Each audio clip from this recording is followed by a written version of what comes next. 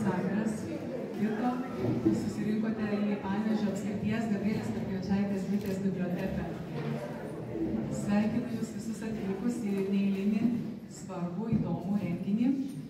Sauliaus Kurnicko knygos Karaimai visada buvo su mumis, Šiaurės Lietuvos karaimų istorija, pristatymas ir Stanislovo Bogdanovičiaus fotografijų paroda Panevėžio krašto karaimai.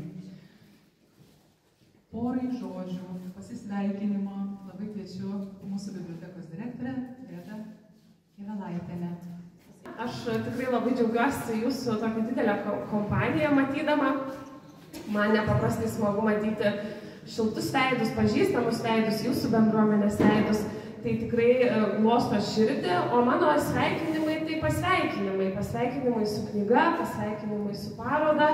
Sauliau, didžiulis darbas, tikrai tvarkingas, solidus tyrimas, pasiekęs mūsų kraštą apie mūsų žmonės. Aš kažkaip jų karaimų bendruomenės visiškai neišskiriu. Jie yra čia su mumis, jie yra svarbus mūsų kraštui, ypatingai mūsų kraštui. Ir kai buvo karaimų metai, jūs tokie ir svarbus pasijuto, nes jūs būtent čia ir būtent su mumis. Tai sveikinu, gražaus renginio, kad papildytumėm ir žinių bagažą ir būtų dovana akims. Tai ačiū dar kartą jums, kurie atvykot.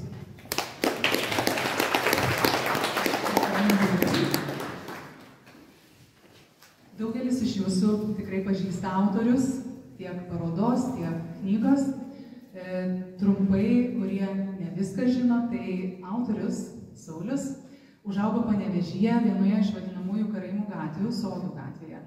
Kelis dešimtmečius domėjusi Lietuvos didžiosios kunigaikštystės istorija, kuri yra neatsiejama nuo karaimų. Nuėjus nelengvą kelią, ieškant informacijos šaltinių, knygoje patraukliai pasakojame apie ištikimos Lietuvai tautos turinčios šimtmečių istoriją, būdą ir gyvenimą.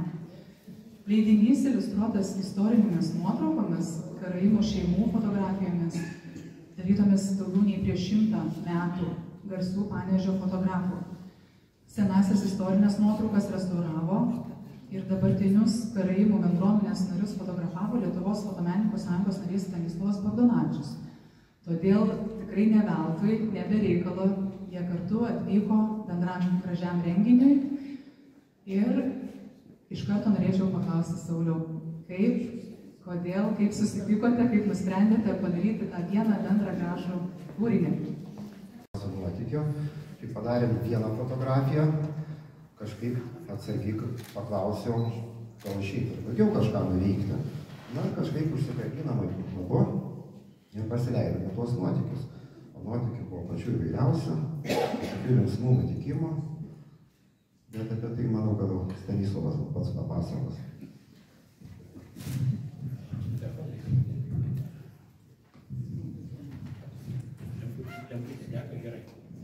Labą dieną, vakaras.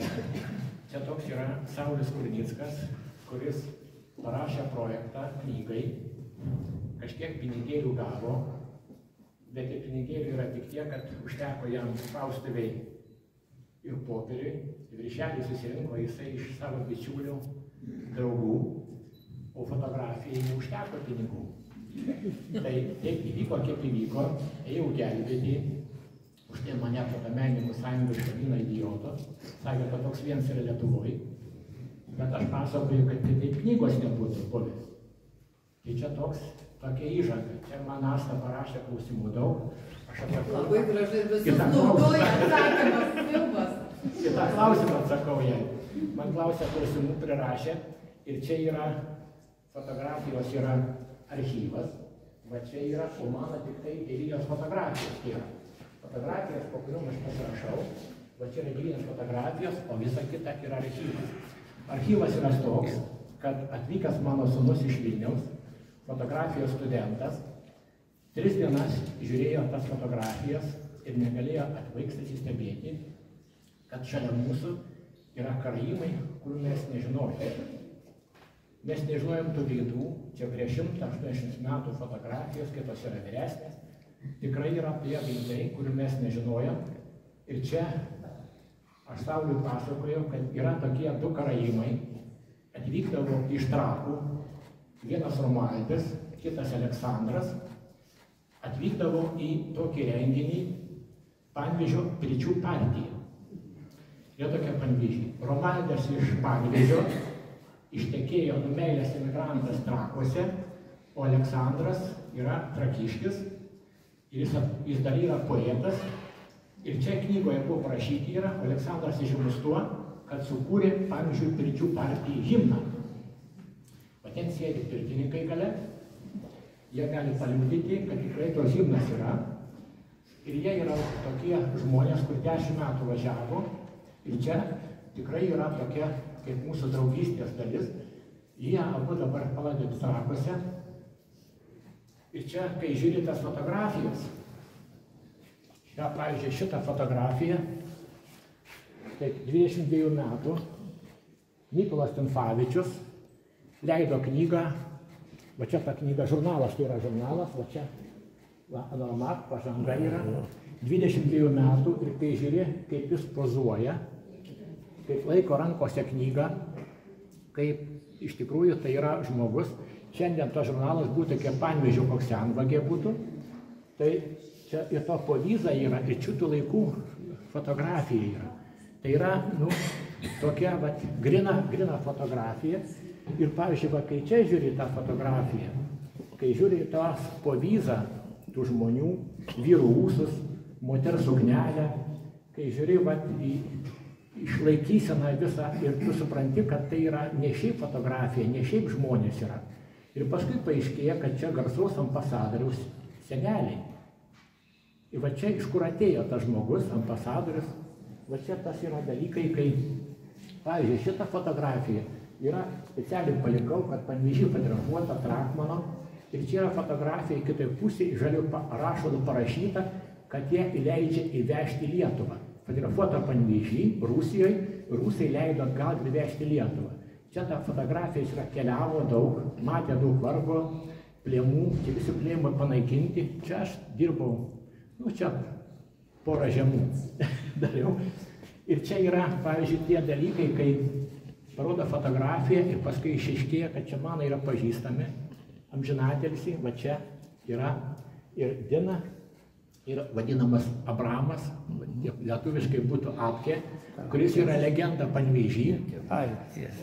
Panevėžy yra visi, jie žinojo, eidavo futbolą, jis ten buvo legenda žmogus. Jeigu sakai, tu Panevėžy nepažinojai Apkės, tu ne Panevėžietis. Čia yra tie dalykai. Aš pasakoju visiems, kad šitai parodoje yra 2 gražios moterys. 2. Viena yra šita. Ir atkreipkite dėmesį, kaip ta fotografija padaryta, koks portretas. Tobulumas yra.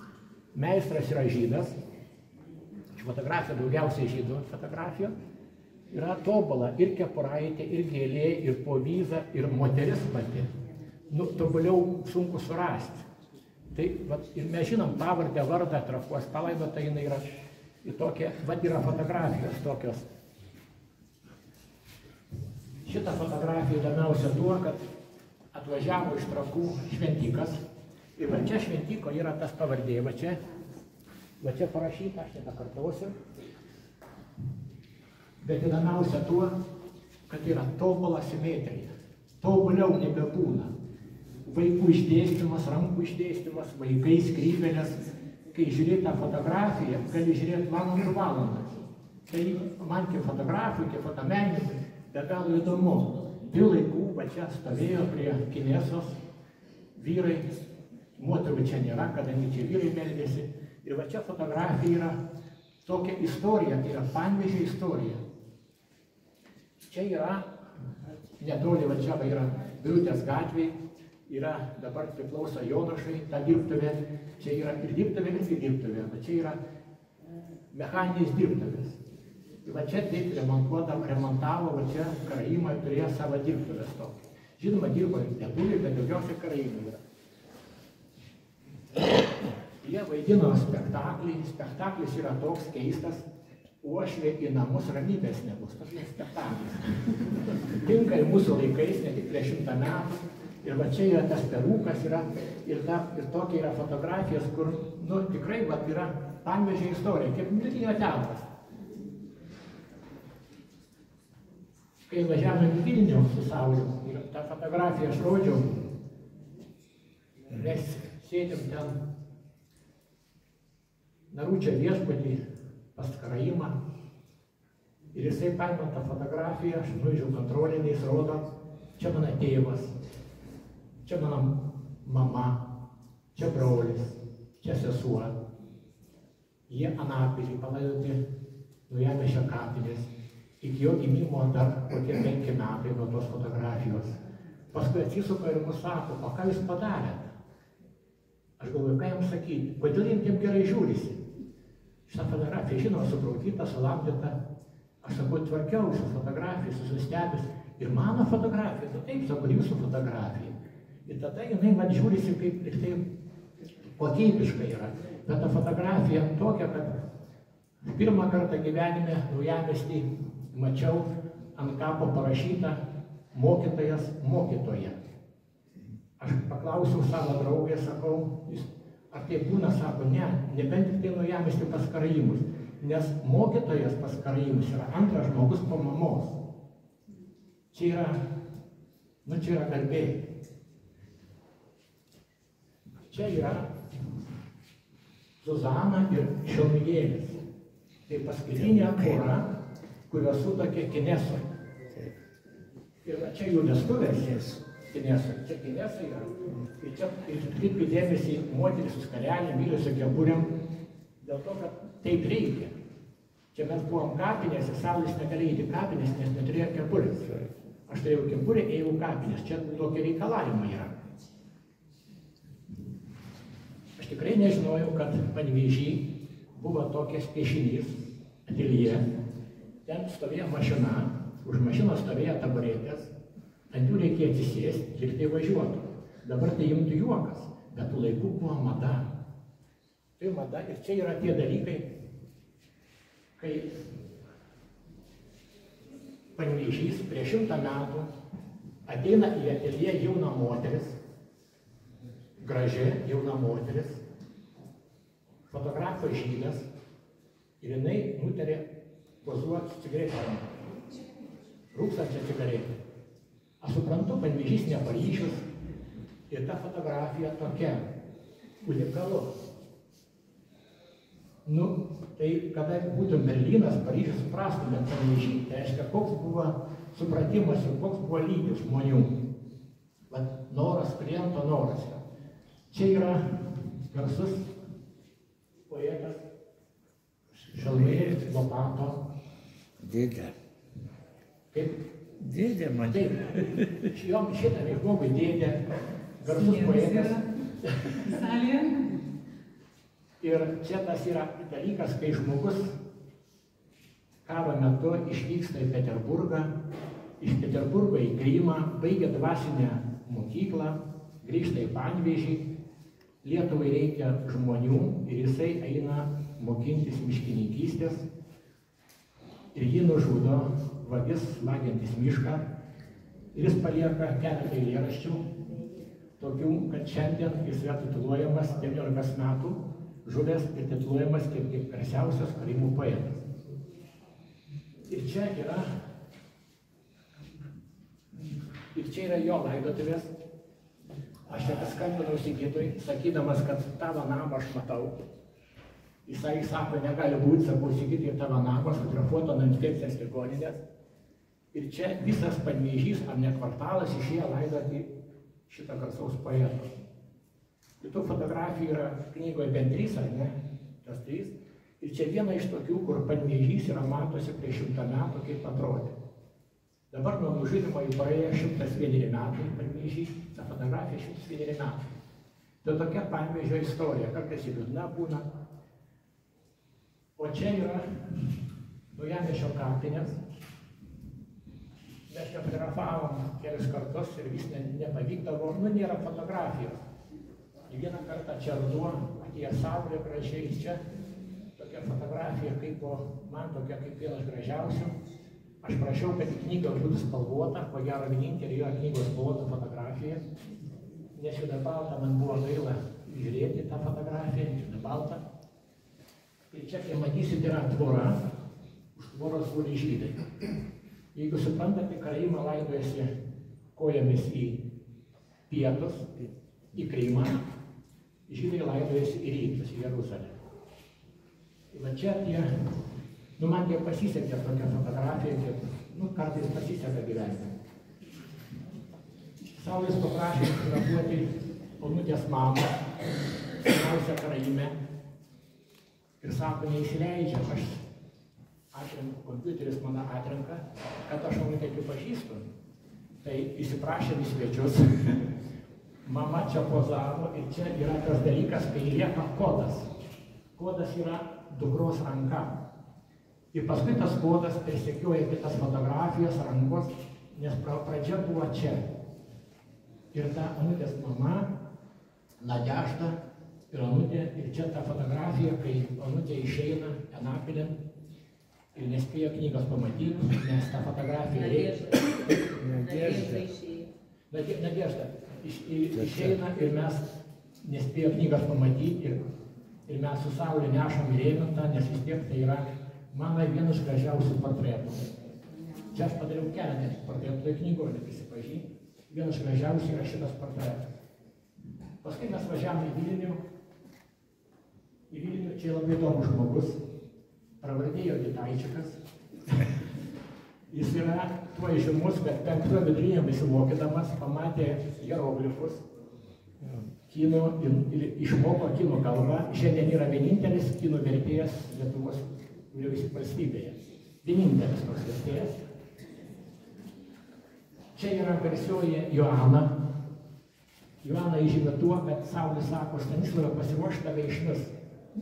Aš sakau, Saulio, kiek mane gyvenime bijo, prokuratūrai sėdėjau ir policija sulaikius buvo, aš nebeatrinku. Ir vienintelį atidarė duris, jis sako, Stasiuk, aš tavęs laukiu. Čiagi mano padrūškė. Būna gyvenime taip, tik tai vienintelį gelbėjo, kad aš 15 metų dirbu Lietuvos ryte, vadinamas paparacis.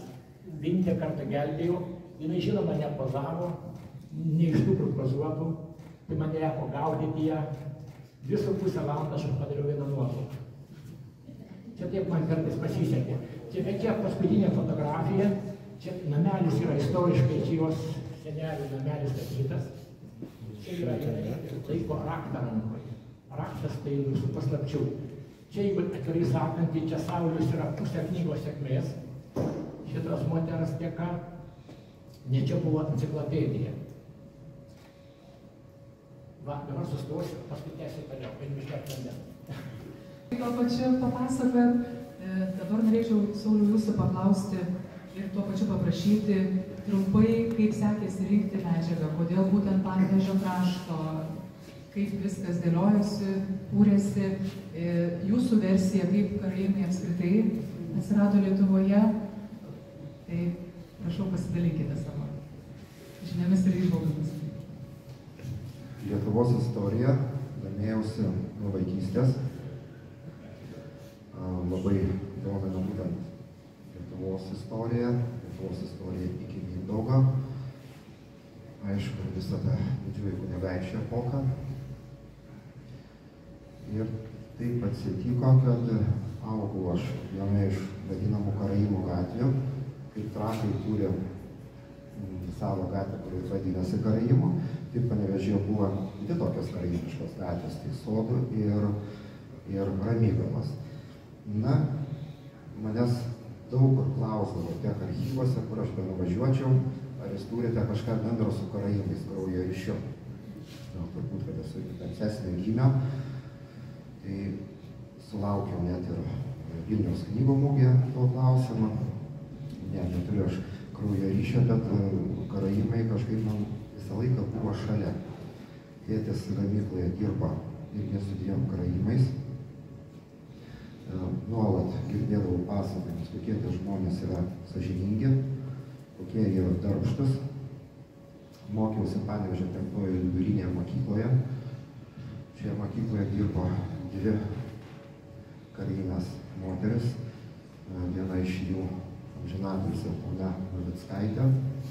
Ir didelė mano džiaugsmė šiuo metu salėje esanti ilgametė matematikos mokytoja Danutė Grigulevičienė.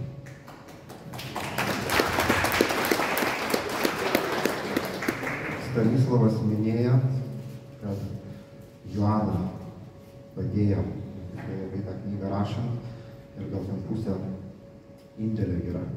Tai sakyčiau, kita pusė turbūt yra Danutės Gribulevičienės. Kai mes gavom tiek daug fotografijų savo istorinių, labai visą laiką bijodavau suklysti, nurodyti ar neteisingai pavardės, ar supainioti faktus. Tai ko nežinodavau Joaną, visą laiką žinodavau Danutę.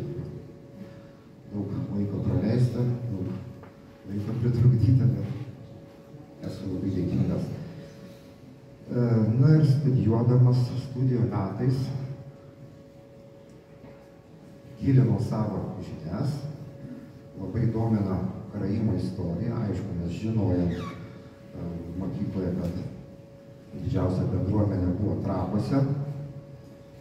Žinojome datą 1397-98 metus, kuomet karaimai atsirado Lietuvoje. Šita data yra kažkur užrašyta archyvose.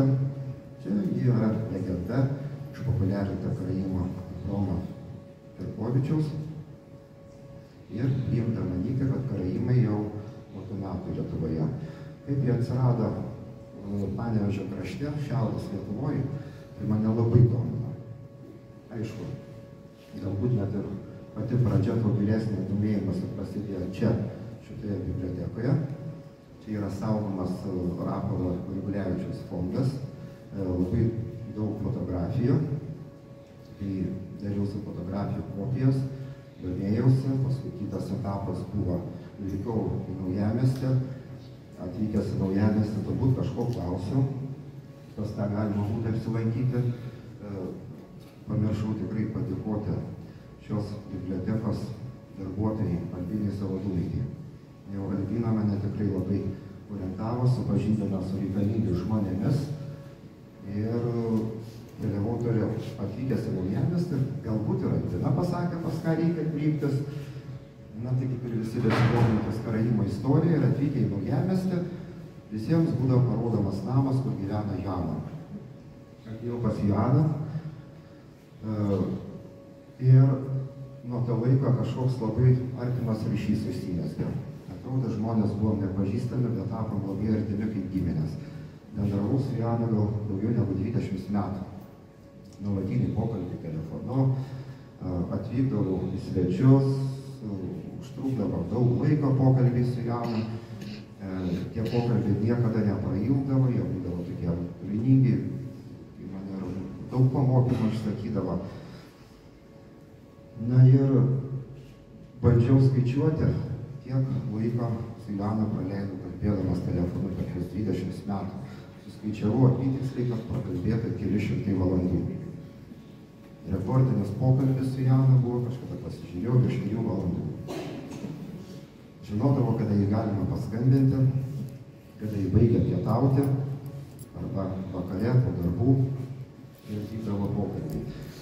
Na, kadangi domina vis tik Šiaurės Lietuvos karaimo istorija, ir čia radęs Rapolo Gribulevičiaus fondą, pamatęs, kokia graži ta bendruomenė buvo, kiek joje buvo jaunų, gabių, protingų žmonių, važiavau į archyvą. Archyvose surinkau kiek įmanoma, kiek galėjau, kiek sugebėjau medžiagą apie tarpukario karaimo bendruomenę. Pamačiau, kad šis laikotarpis karaimo istorijoje, galima jį pavadinti aukso amžiumi. Bendruomenė klestėjo, žmonės jauni, leidžiamas žurnalas Onormach, lietuviškai pažanga. Įvairūs spektakliai įvairiomis progomis, veikia biblioteka, įvairios kiti renginiai būdavo. Labiau, kad šalia Kenesos, kurios dabar jau nebėra, kurios vietą žymė paminklinis akmuo, stovėjo šalia bendruomenės namai. Tuose bendruomenės namuose viskas vykdavo. Karaimai galėdavo bendrauti, turėdavo tokią progą kalbėti savo gimtąją kalbą. Ir aišku, ta visa graži pasaka sugriuvo, kai buvome vėl sovietų okupuoti, kuomet Kenesa buvo uždaryta, bendruomenės namai taipogi. Ir karaimams buvo sunku tada bendrauti kalba pradėjo nebesivystyti, žmonės maž tada bendraudavo tik tai buitiniais reikalais, šventės, laidotuvės, kapinių lankymas. Na, kadangi esu istorikas, rinkau po kruopelę archyvinius dokumentus, džiaugiausi įvairiom smulkmenom, įvairiom datom rastom ir turiu savo versiją, kaip vis tik karaimai atsirado čia, Panevėžio krašte. Pagal karaimų bendruomenės įstatus Lietuvos karaimų bendruomenė priklausė dar pagal parapiją Biržų ir Pasvalio karaimai. Taigi vėl, grįžtant prie legendos apie 1397-98 metus, man iš karto įstrigo data. 1397 metais Vytautas, turėdamas daug bėdų problemų su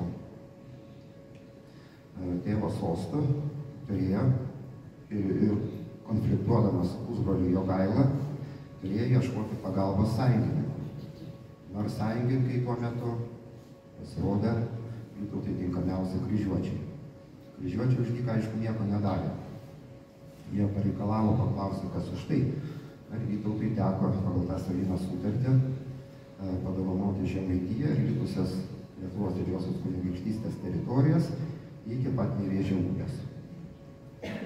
Tai, manau, ir mano nuomonė pritarė ir kiti istorikai, kad pagal tuometinę pasienio ruožą su Ordinu buvo išdėliotas Vytautui ištikimų karaimų įgulos. Tai viena įgula galėjo būti prie Naujamiesčio, nuo Naujamiesčio 6 km atstumas nėra didelis iki Upytės piliakalnio. Sakau žodį galimai, tai nėra niekur užrašyta, bet istorikai turi teisę kelti tokias hipotezes.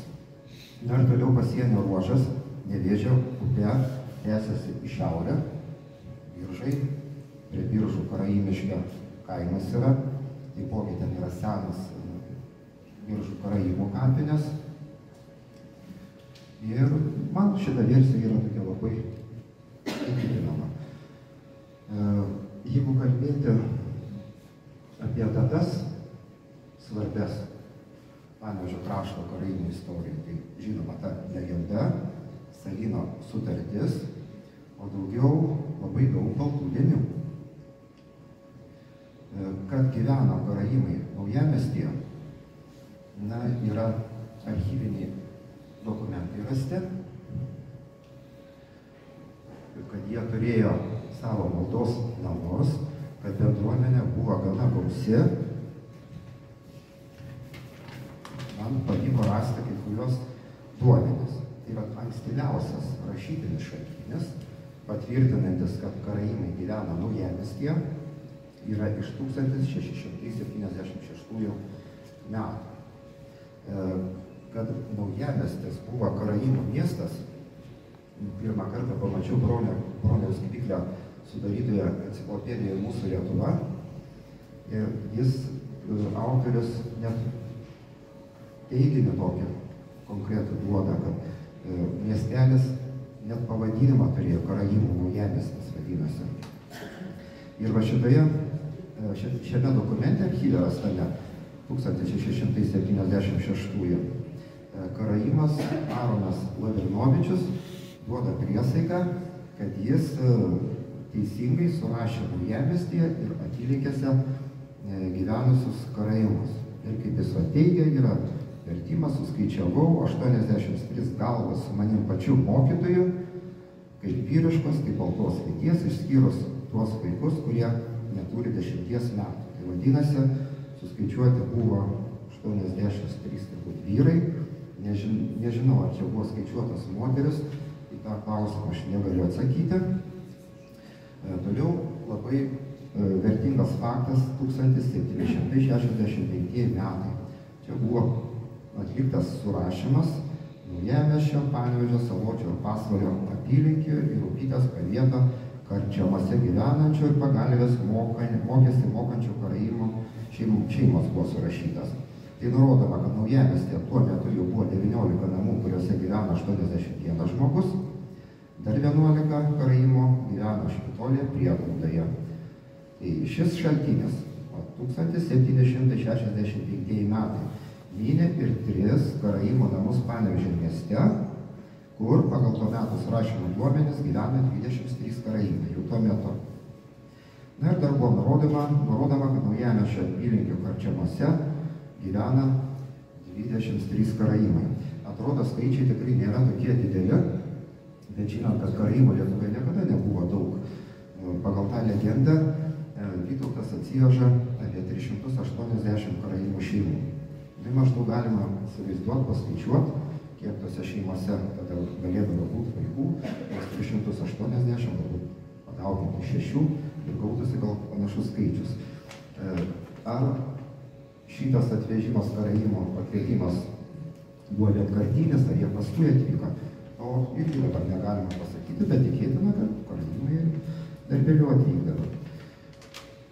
Kita svarbi data karaimų istorijoje 1710 metai. Baisus maras, kuris buvo tokiai mažai tautai labai pražūtingas. Kažkaip Panevėžio Naujamiesčio karaimams jis buvo šiek tiek švelnesnis, bet Biržuose išmirė beveik visi karaimai. Maras išsinešė labai daug karaimų ir Trakuose ten vyko labai nedaug žmonių. Na, o Naujamiestį aš taip įsivaizduoju, kodėl galėjo atrinkti. Nes labai kompaktiškai gyveno Trakuose vienoj gatvėje, Biržuose taipogi nebuvo susikoncentravę gatvėje, dabar girdėjau, net ir 12 karaimų gatvės yra buvę. Na, o Naujamiesčio karaimai gyvena taip šiek tiek vienkiemiuose ir galbūt tie atstumai padėjo jiems išvykti, išgyventi tą baisų marą. 1714 metais Saliamonas Trakietis marų aukoms parašo raudą, kurią karaimai minėdami mirusius, pagerbdami mirusius gieda. Taip, toliau. 1765 metai. Archyve rastas dokumentas, kur vyskupas Masalskis, gavęs karaimų prašymą, leidžia rekonstruoti jų maldos namus Kenesa. Ar Kenesa sudegusi buvo, ar Kenesa šiaip buvo griuvusi. Tai vyskupas leidžia savo raštu, tas raštas šiek tiek galbūt net diskriminacinio pobūdžio, leidžia, bet išsako tam tikras sąlygas, kad Kenesos bokštai neturi būti aukštesni negu katalikų bažnyčios, kad neva tai Kenesos pastatas yra už Naujamiesčio ir leidžiama tą pastatą rekonstruoti. Tai gausi Naujamiesčio bendruomenė, jis sunyko. Tai aišku, pagrindinis momentas buvo maras, kai turėjo nemažai išvažiuoti į Trakus, kėlėsi ir mūsų lietuvių didžiuliai gėdai, bajorai Karpiai, apie 1860 metus su karaimais pasielgė labai negražiai kiauliškai. Pasinaudodamas situaciją, kad karų metu galbūt sunyko dokumentai nuosavybės į žemę, karaimus išprašo iš Naujamiesčio ir dauguma karaimų tada vyksta į Panevėžio miestą, kūrėsi jau mano paminėtose karaimų gatvėse, Sodo ir Mykolas, kur veikia Kenesa, kur veikia maldos namai. Kaip jau minėjau, aukso amžius, klesti karaimai tarpukariu, jauni žmonės, įvyksta okupacija, jauni protingi žmonės vyksta studijuoti, absoliuti dauguma į Vilnių, pabaigia mokslus, gauna paskirimus, taip ir lieka dirbti Vilniuje. Ir dabartinė Vilniaus karaimų bendruomenė, didžiąja dauguma yra Panevėžio karaimai. Trumpai tiek, gal sulauksiu klausimą, kaip gal užsiplėčiau. Dabar Stanislavas labai kirba virba, noriu 2 paslaptis išduoti. Negaliu nieko klausti daugiau. Čia yra tokios 2 paslaptys. Vieną pasakysiu šiandien pirmą kartą, nes Saulis jos nežino. Antrą sakiau, Biržas ir Naujamiestį. Čia yra paslaptis, yra pirma tokia, va čia yra fotografijos senosios. Ir čia dabar tai laikais Photoshopo, ten nuima raukšles, apgamą nuima, plaukus pataiso. Tais laikais gal buvo kitokios mados. Ir čia, kai žiūrėsit fotografijas, va čia yra talijos susiaurintos. Va čia. Čia yra, matosi, toks grupus retušas, bet tų laikų mada. Dabar atrodo šiek tiek juokingai, panašiai, o tais laikais čia buvo mados klyksmas. Tai va čia viena paslaptis.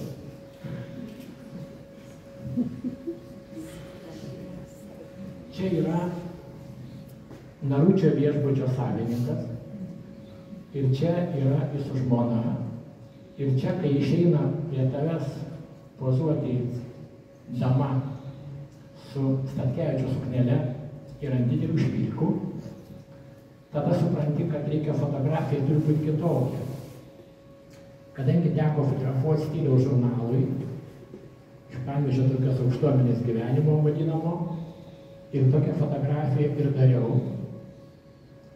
Jį teko pasodinti. Žinoma, jam galbūt neįtiko, knygoje yra kita fotografija, galbūt knygoje informatyvesnė, ten anūkai ir anūkai labai gražiai išrikiuoti senelį, o žentas tai yra Panevėžio Petkevičaitės bitės direktorius anūkas, kurios direktorius aš neatrenku, bet knygoje yra. Bet čia net nepaslaptis. Čia yra garsus kirpėjas. Jo vardas Elidijus, įdomiausia tuo, kad Panevėžy, va čia netoli, yra dabar kelių parduotuvėje, buvo kirpykla ir ten dirbo toks kirpėjas Elizaras. Jis turėjo kirpyklą kartu su lietuviu dviese ir juos žinoma paskui išvaikė sovietai.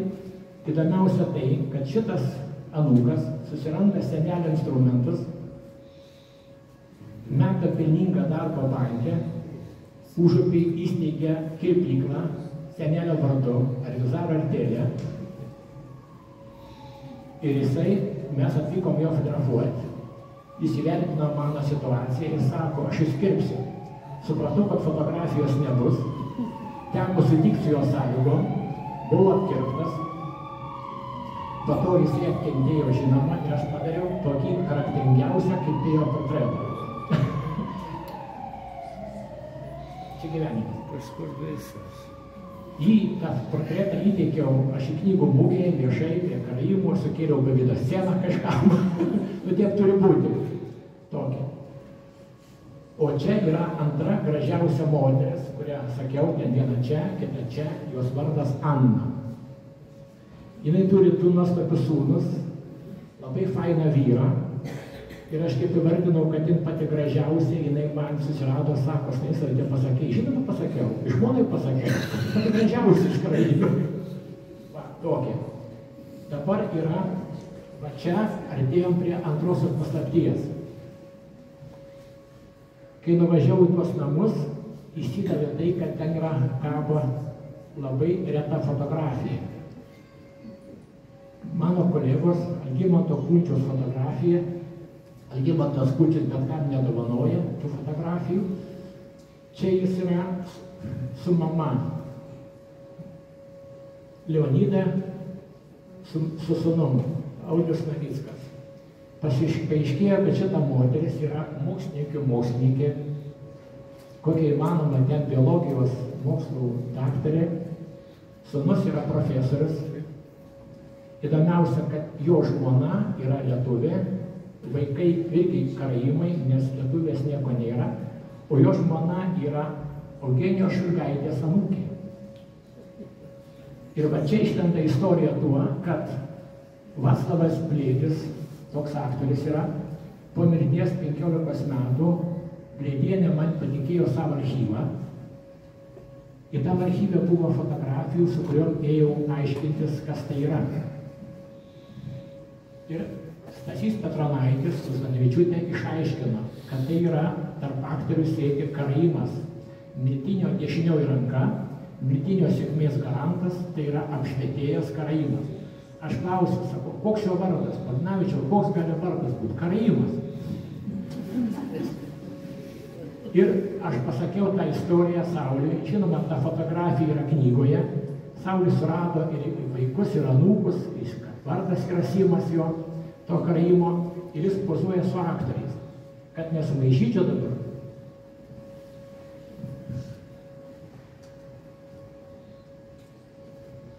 ...273 puslapį yra ta fotografija, o 80 puslapį yra anūkė šita Šulgaitės anūkė. Įdomiausia tuo, kad toje knygoje susitinka senelis ir anūkė. Va čia yra įdomiausia, jis tokia netikėta istorija, garsus aktorių šeimos atstovai susitinka šitoje knygoje. Tarp karaimų susitinka lietuviai. Tai va čia yra tokia paslaptis graži ir man pačiam buvo netikėta. Pirmą kartą sakiau, niekur neskelbiau, atsiprašau už tokį dalyką, į Saulį čia bus ko gera naujiena, bet yra mano tokia išaiškinta graži paslaptis. Ačiū uždėmesį. Tikrai lenkiu galvą, yra Karaimų auditorija atvykusi, tai dėkoju Jums ir prašom, Gabrielė. Aš tikrai labai džiaugiuosi, kad šiandien susirinko tiek daug Karaimų. Tikrai nesitikėjau, jie sėdi visi priekyje. Mano tokia pagrindinė mintis ir misija buvo knygos antroji dalis, gal netgi didesnioji dalis, papildyti istoriografiją Karaimų pasakojimais. Tai, ką dar jie atsimena, nes kaip bebūtų žmonės iškeliauja, paskui būna labai apmaudu, kai nepakalbini žmogaus, kai jis tiek daug įdomių dalykų išsineša, tai pavyko man kažkaip, padedant gerbiamai Joanai, įlįsti į Karaimų šeimas. Ir labai daug sužinoti. Kadangi Karaimų niekada nebūdavo daug, ir atkūrus Lietuvos nepriklausomybę, net 3 ambasadoriai buvo Karaimai. Tai Galina Kubeckaitė iš Trakų, bei iš Panevėžio krašto Kyvių Valdas Kazirovičius ir Raimundas Rajackas. Užsienio reikalų ministerijoje netgi tuo metu būdavo šmaikštaujama, jog tarptautinių mažumų pasaulyje tai absoliučiai didžiausias ambasadorių ir diplomatų nuošimtis vertas Gineso rekordų knygos. Stanislavas jau rodė, čia yra senelis Romualdo Kazirovičiaus, Galina Kubeckaitė turbūt visi žinote, nereikia pristatyti, ir Raimundas Rajackas. Čia nuotraukose jau nesimato, bet mano knygoje yra. Jeigu paminėt labai trumpai, neišsiplečiant tokias, ryškesnės asmenybės, aš nebekalbėsiu apie poetą Šilumėlių Lupatą, tikrai pakankamai žinomi apie jį. Norėčiau paminėti mokytoją Martyną Novicką. Jaunystėje mokytojavo Pasvalyje, Pasvalio rajone, dirbo kelių mokyklų vadovu, vėliau persikėlė į Panevėžį. Kas įdomu, ir pavyko irgi karts nuo karto sužinoti daugiau dalykų. Pasvalyje yra parkas. Tai parko pradininkas, iniciatorius ir buvo Martynas Novickas, jis mokėsi berniukų gimnazijoje Panevėžyje, Čiaponio gimnazijos, jis yra moksleivis. Čia tą patį žmogų irgi mato Martyną Novicką, ir Martynas Novickas užaugino 3 vaikus, jau paminėta mano anglų kalbos mokytoja, kuri dirbo 5-oje vidurinėje mokykloje, mokslininką sūnų Mauricijų Novicką. Čia Novicko nuotraukos nėra, tačiau yra jo sūnus nufotografuotas. Iš dar tokių ryškesnių žmonių, man reiktų paminėti visus. Aš visų tikrai nesugebėsiu paminėti, nes jų yra tikrai labai daug. Ta bendruomenė tikrai Panevėžio labai unikali. Ir nežinau, aš tikrai didžiuojuosi, kad ta Karaimų bendruomenė pas mus yra davusi tokių žmonių, ir tų žmonių tikrai buvo daugiau negu iš Trakų.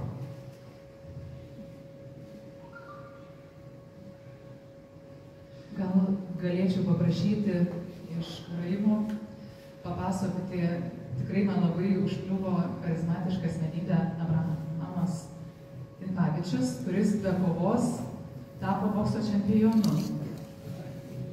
Iki 48 kilogramų. Aš galiu papasakoti.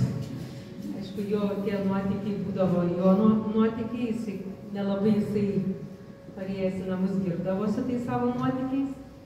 Ir kad buvo aistringas sporto sirgalius, tai jo neapsitavo nei krepšinio, nei futbolo varžybos.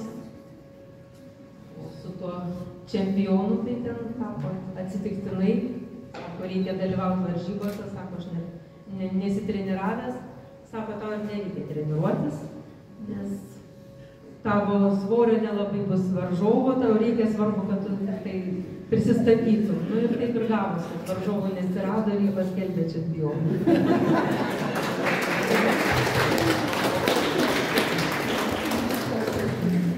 O daugiau tai jisai dėl sporto, tai jisai sugebėdavo ir kai dirbo tiekėjų įvairiose gamyklos, sugebėdavo susiorganizuoti komandiruotės į tuometinę Tarybų sąjungą ir kad nepraleistų svarbių varžybų tais laikais ir ledo ritulio, ir futbolo, ir įvairių. O Panevėžy tai turbūt kiek galėjo, beveik iki paskutinės minutės, dar galbūt prieš kokias 2-3 dienas iki pat pabaigos, jis dar vis eidavo į varžybas, sporto rūmuose. Aišku, ten buvo įvairių nuotykių, ir linksmų, ir nelabai nutikdavo, bet toks gyvenimas. Iki paskutinio buvo ištikimas. Ir po mirties ekrano sporto klubas pagerbė gražiai. O daugiau, tai tiek apie nuotykius. Ačiū labai. Taip pat gal galėčiau paprašyti ponios Danutės Grigulevičienės gal kokią mažą istoriją. Tiesiog.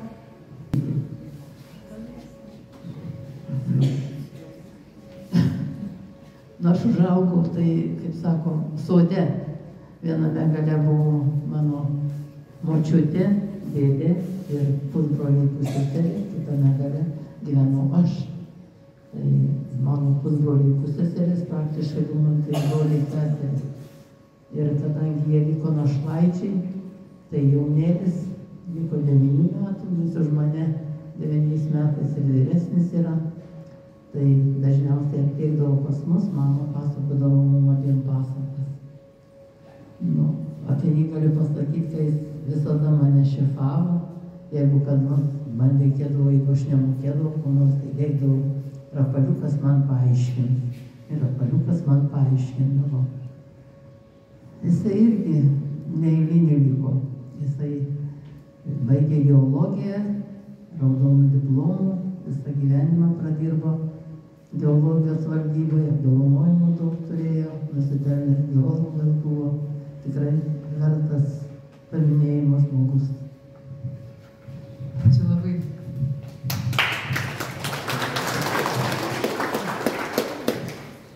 Iš tiesų, karaimų tauta ypatingai įdomi ir ne viena tauta galėtų pasisemti šios išminties, išlaikant savo kultūrą, neturint valstybės, neturint savo švietimo sistemos, bet glaudžiai draugaujant, būnant kartu vienoje bendruomenėje, visuomenėje su lietuviais ir kitais. Ir kiek teko skaityti Sauliaus Rimtų prisiminimų, visi atsiminimai, kuriuos pasakoja vaikai, anūkai, keleto kartų sudėta istorija, visuomet apie Lietuvą atsiliepiama kaip apie namus, apie kunigaikštį Vytautą kaip pakvietus į svečius, kaip tą pradininką pirmų žingsnių Lietuvoje ir pasilikimą čia, ką istorija nutyli, kaip iš tiesų buvo, bet iš karaimų tikrai visuomet girdisi patys gražiausi atsiliepimai ir pavyzdys. Tokios kultūros gilumo, gal kiek ir uždaresnė buvo bendruomenė, tačiau tai tik padėjo jiems išlikti daugiau nei 600 metų tarp mūsų, su mumis nesiskyrėm vieni nuo kitų, kaip kartais mėgsta kas nors ieškoti tų skirtumų, tikrai kartu vienodai. Tokią trumpą citatą Audrius Valatka atsiliepė apie karaimus. Karaimai nesyk mūsų neokupavo, jie nenaikino mūsų kalbos, rašto, kultūros ir tikėjimo. Nepatlaidžiavo okupantams ir neperrašinėjo istorijos savo naudai, o mes juos visuomet gerbėme. Karaimai visada buvo su mumis, mūsų tėvynė 100 metų yra bendra. Karaimai, jie yra mūsiškiai. Tai tik parodo, kad iš tiesų ir Lietuva, ir karaimai tiesiog lygybės ženklas ir bendrystės.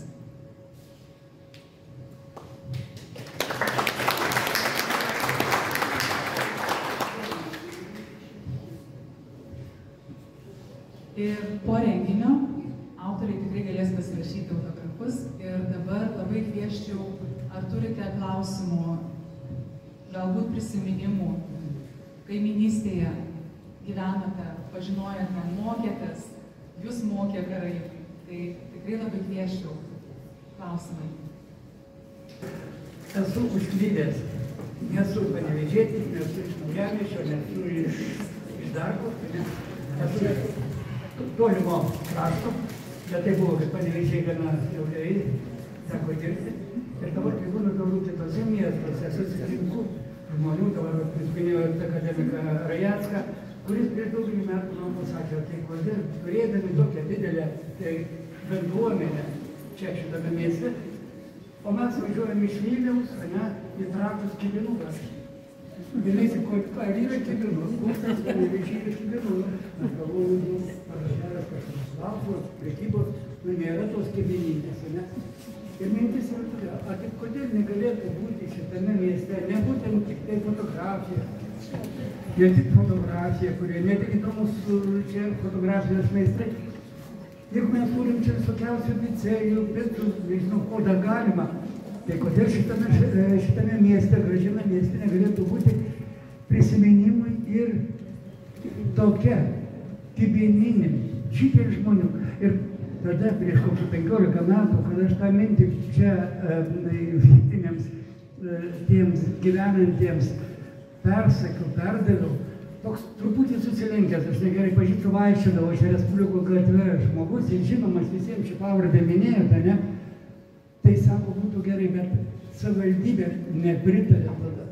Nu padarykime, sugalvokime kokią tai kryptį, tik tiek yra prekybininkų, tiek yra. Kodėl mes visą laiką pizzerijas vaikščiam? Kodėl negalėtum turėti Panevėžys savo Kibinų centro? Važiuotume. Aš tikrai tikiu, kad iš Vilniaus važiuojame į Trakus Kibinų valgyti ir ten važiuoja ne tik tie eiliniai, atveža delegacijos. Jie visi suka į Trakus ir išgirsta daug ką apie Kibinų gamybą, apie ten gyvenusius būtent šios tautos atstovus karaimų.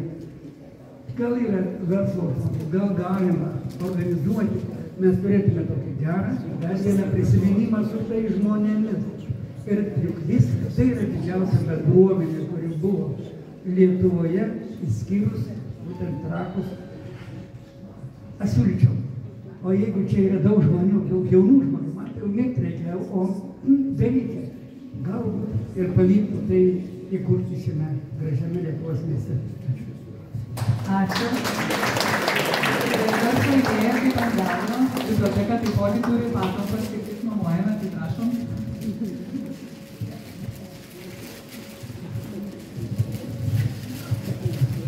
Aš kalbėsiu čia. Tiesiog pirmininkas liepia. Reikalas tame, kad mes 10 metų labai intensyviai draugavom su karaimais, pakol jie išėjo natinį. Ir keletą epizodų tikrai noriu papasakoti jums. Visų pirma, didžiai gerbiamas pirmininkas Grunce, kuris čia kuklės sėdi, kreipėsi didžiai gerbiamą poetą, kad parašytų partijai himną. Mūsų partija vadinasi Panevėžio pirčių partija, 20 pirčių. Ir jis parašė 2 eilutės. Pirmininkas, sudainuosiu. Tada aš mikrofoną dėdu. 1, 2, 3. Tik Panevėžys, pirčių partijos širdis.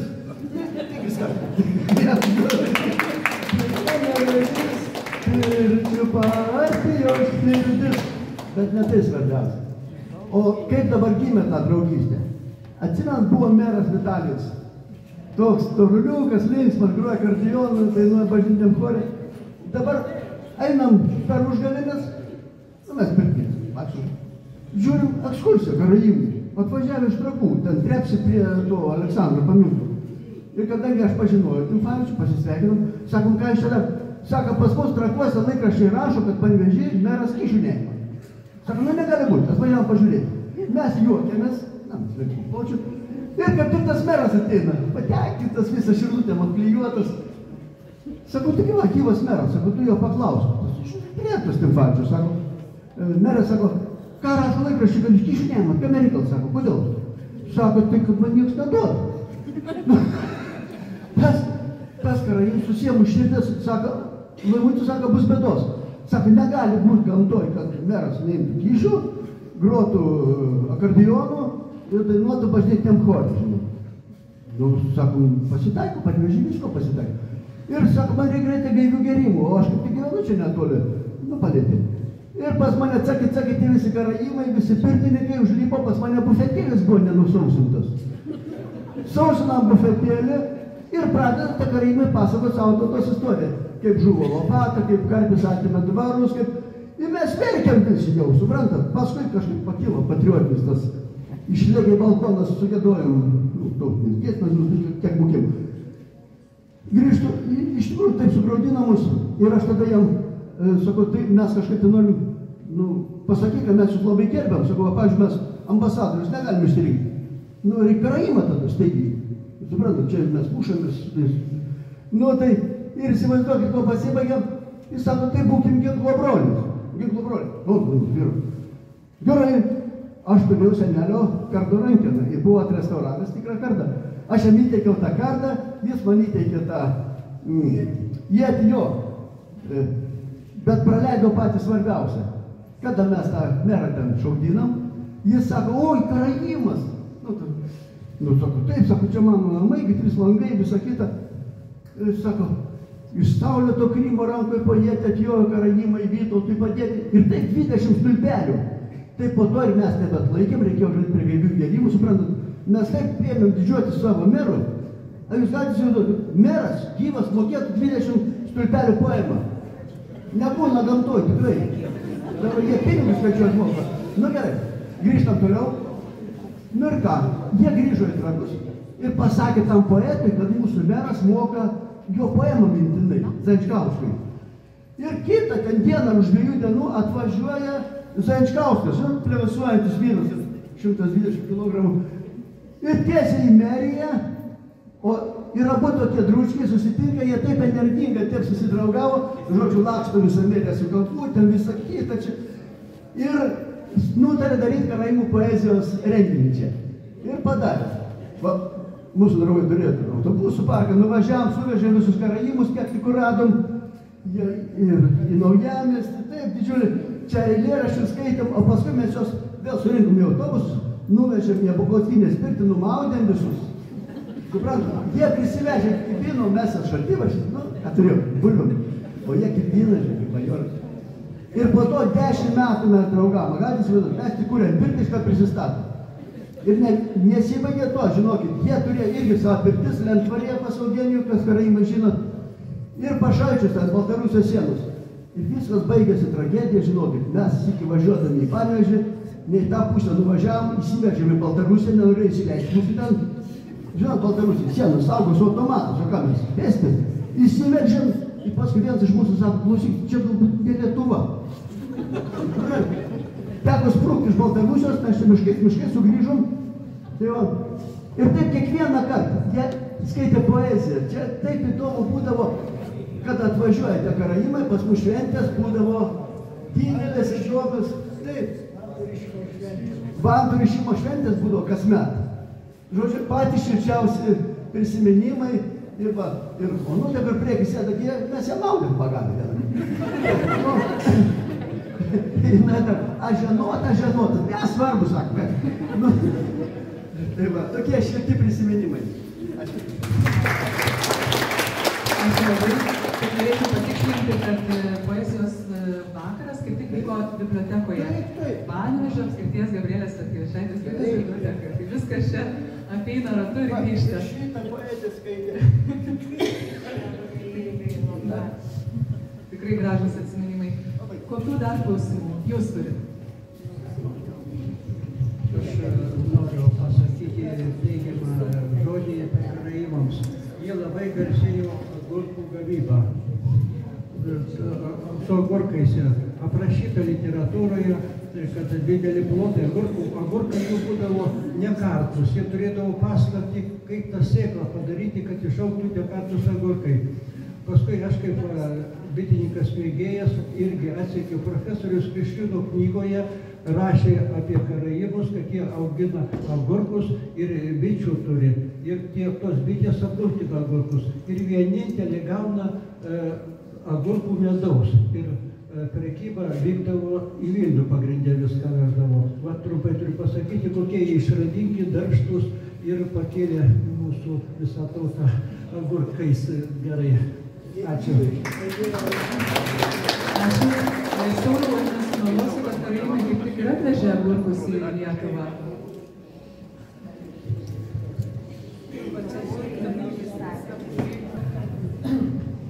Ну, табу очень не гальбар.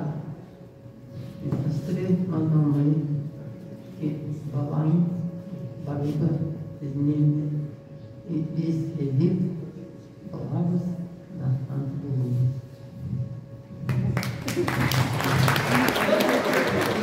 Pasakykite, ką jūs pasakėte. Galit mums išversti.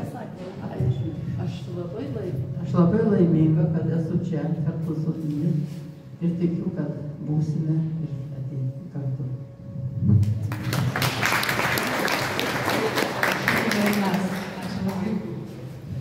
Norėčiau dar pasakyti, kad šią kalbą pasaulyje kalbančių žmonių yra likę labai mažai.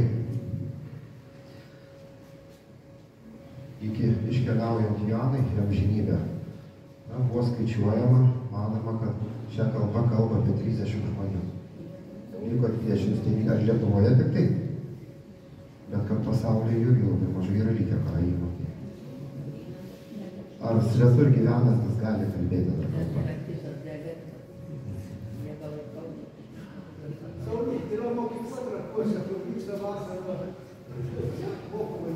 Taip vyksta kasmet, labai sulaukia jaunimo dėmesio, jaunimas karaimą tikrai aktyviai mokosi tą kalbą.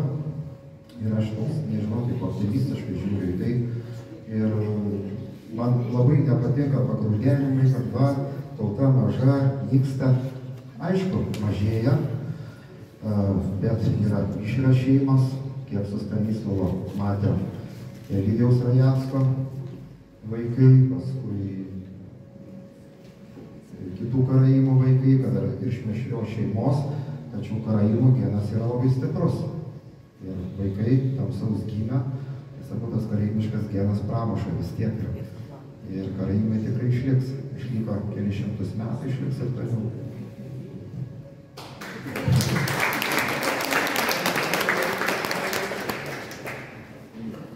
Ar klausimą dar turite?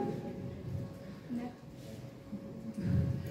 Tuomet biblioteka tikrai labai noriu padėkoti knygos autoriui, surinkėjui, istorikui, fotografui, prisidėjusiam, kuriam, manau, nemažesnė nauda buvo ir istorijos aspektų. Ir... Ta proga aš noriu išduoti vieną paslaptį. Čia paslaptis yra toks, kad aš dabar darau fotografijos montažą, paveikslą tokį, metro ilgio. Ir vadinsis paveikslas šitaip. Laikykite Sauliau. Paveikslas apie istorijos mokytoją Saulę Kurnicką, kuris 20 metų rašė knygą apie karaimus.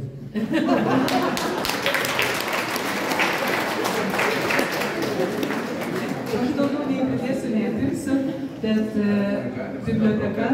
Ta proga Bardanavičius geras pasakymas.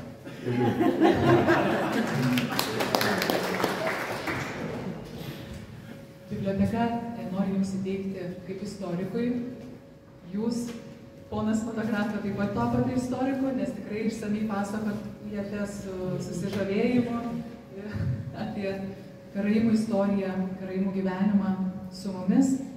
Čia yra Panevėžio apskrities Gabrielės Petkevičaitės bitės dokumentų rinkiniai nuo įkūrimo iki karo ir tarpukario. Tai viršutinis jums.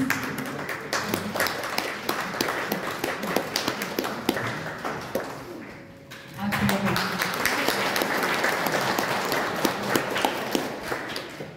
Kadangi tikrai daug svečių susirinko, aš tiesiog labai greitai paminiu, kad Sauliaus auklėtiniai 6 klasės mokiniai atvyko Panevėžio Saulėtekio progimnazijos.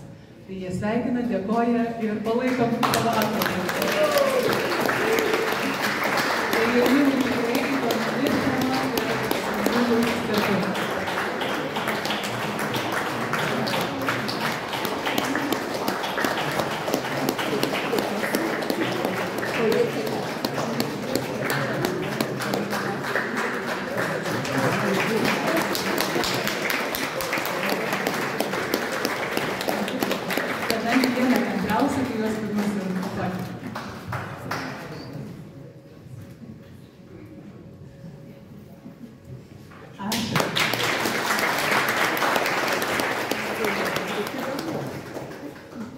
Dabar kviečiu tarti žodį, pasveikinti, pasidžiaugti.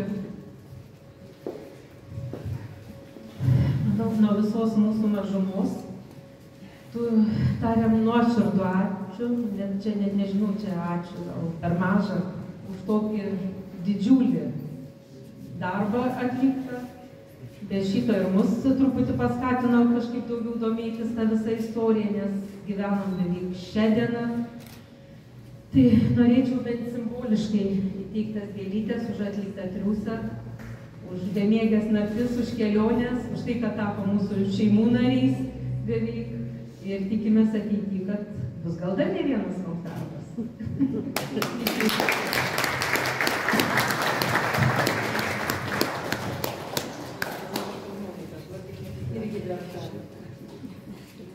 Labai gražias fotografijas.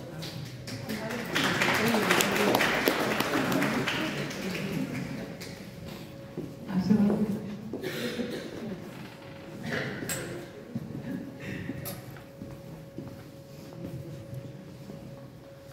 Panevėžio moterų lygos draugija noriu pasveikinti jūsų lygos užbaigimo pristatymu.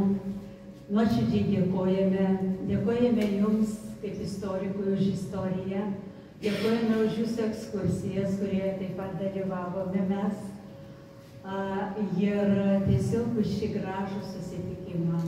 Ačiū jums.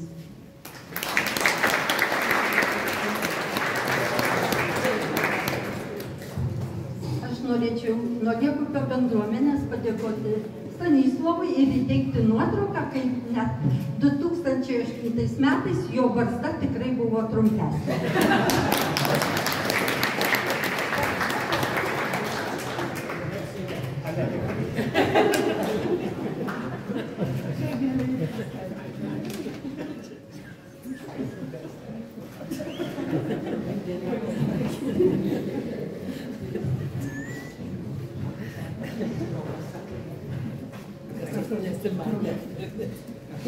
Mes su Indiana irgi kaip tos pačios bendruomenės nariai, kaip ir pats Saulių tikrai sveikinam, su šito darbu tikrai yra sėkmingas ir reikšmingas, tikrai 20 metų indėlis. Tai ačiū už tą pasidalinimą, ačiū, kad rūpinėsi Lietuvos ir Panevėžio krašto istoriją, ačiū, kad rūpinėsi mūsų krašto žmonėmis ir šitą istoriją prikeli, rodai ir skleidi. Ir mes irgi norim padovanoti gėlę, tiesa, miegančią gėlę, apie ją reikės dar prikelti, taip kaip prikėliai istoriją, gal ne prikėliai, bet taip kaip papildomai mums visiems suteikė galimybę susipažinti su mūsų šalia esančiais žmonėmis ir jų istorija. Tai ačiū Sauliui, kad kitos knygos nereikėtų laukti 20 metų.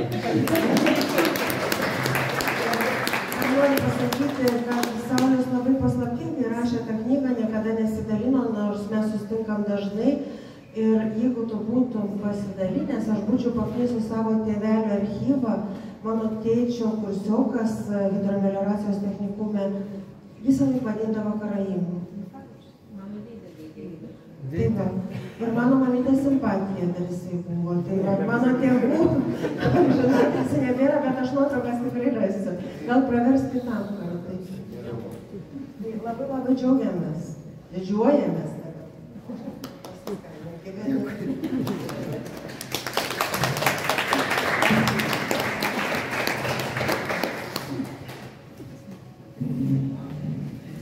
Ačiū visiems susirinkusiems. Gabrielės Narkešaitės bitė ir toliau lauks jūsų visuose renginiuose. Smagu jūs matyti. Ačiū autoriams. Dabar galėsite gauti autografus ilgai lauktus. Neskubėkite išeiti ir iki kitų jau susitikimų. Tilpome čia visi.